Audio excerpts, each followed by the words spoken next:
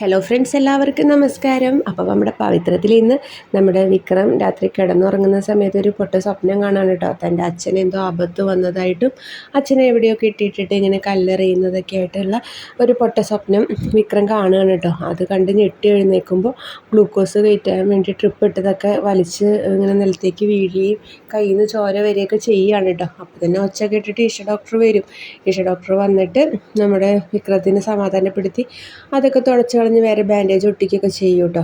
ആ സമയത്ത് വിക്രം വേദയെ വിളിച്ചിട്ട് ഇങ്ങനെ പറയുകയാണ്, ഞാനിങ്ങനെ ഒരു പൊട്ട സ്വപ്നം കണ്ടു, അച്ഛനെന്തോ ആപത്ത് പറ്റിയതായിട്ട് സ്വപ്നം കണ്ടു, നീ ഒന്ന് വീട് വരെ പോയി അന്വേഷിക്കണം, അവിടെ ആർക്കെങ്കിലും എന്തെങ്കിലും പ്രശ്നങ്ങളുണ്ടോ എന്ന് അന്വേഷിക്കണം എന്നൊക്കെ വേദയോട് പറയുകയാണ് കേട്ടോ. അപ്പോൾ വേദ പറയുന്നുണ്ട്, സമാധാനപ്പെട്ട് ഞാൻ പോയി അന്വേഷിക്കാമെന്നൊക്കെ വേദ പറയുകയാണ് കേട്ടോ. ഈ സമയത്താണ് ഈ മാഷിനോടും രണ്ട് മക്കളോടും സ്റ്റേഷനിലേക്ക് എത്താൻ സാബു പറഞ്ഞിരിക്കുകയാണ്.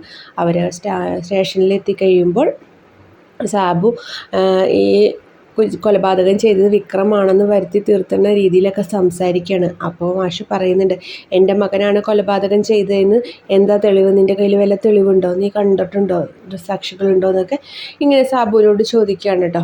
അപ്പോൾ സാബു പറയും, ഞാൻ പറയണതാണ് ഇവിടെ നിയമം, ഞാൻ പറയുകയാണ് വിക്രം ചെയ്ത ശേഷം നിങ്ങളുടെ വീട്ടിൽ വരികയും നിങ്ങൾ അവനെ സംരക്ഷിക്കുകയും ചെയ്തു, അവനെ ഒളിവിൽ താമസിപ്പിച്ചിരിക്കുന്നത് നിങ്ങൾ അച്ഛനും മക്കളാണെന്ന് ഞാൻ പറയും, എന്നിട്ട് നിങ്ങളെ മൂന്നെണ്ണത്തിനെയും പിടിച്ച് സ്റ്റേഷനിൽ ജയിലിലിടും എന്നൊക്കെ പറയുകയാണ് കേട്ടോ.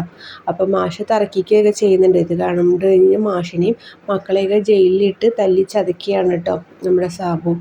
ഇതെല്ലാം അറിഞ്ഞ് നമ്മുടെ വിക്രത്തിൻ്റെ ഒരു വരവുണ്ട് കേട്ടോ. സാബുവിനുള്ള 8ൻ്റെ പണിയായിട്ട് നമ്മുടെ വിക്രം ഉടനെ തന്നെ നമ്മുടെ സാബുവിൻ്റെ മുന്നിലെത്തുന്നുണ്ട് കേട്ടോ. നമ്മുടെ വീഡിയോ ഇഷ്ടമെങ്കിൽ ലൈക്ക് ചെയ്യാനും ഷെയർ ചെയ്യാനും സബ്സ്ക്രൈബ് ചെയ്യാനും മറക്കല്ലേ.